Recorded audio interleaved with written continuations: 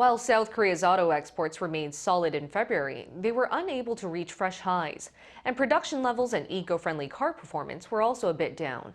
Our business correspondent Lee Soo-jin looks into the figures.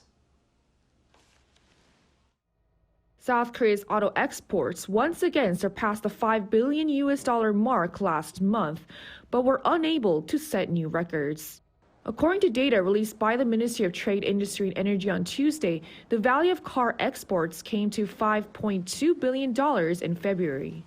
This, however, is a 7.8% drop compared to the previous year. The ministry said this was mostly due to fewer working days as the Lunar New Year holiday was in February this year. The base effect was also a factor as outbound shipments of cars in February 2023 rose a whopping 47% on year to record what was at the time the highest ever monthly exports. The cumulative value of auto exports so far for the first 2 months of the year stands at $11.4 billion, up 7.5% on year.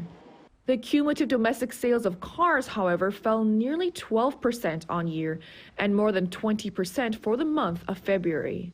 But the ministry remains optimistic as it expects production to resume at Hyundai Motor's Ulsan and Asan plants, as well as electric vehicle subsidies to boost domestic demand.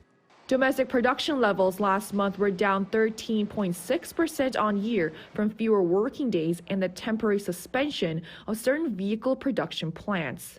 Still, over 300,000 cars were produced for the 18th consecutive month. And on-year drops were also seen in exports and domestic sales of eco-friendly cars.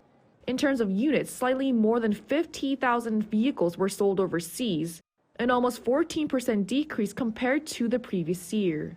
The value of these exports came to around $1.7 billion, down 15% on year. And domestic sales of eco-friendly cars were also down in February, falling nearly 12% from a year earlier to around 40,000 units.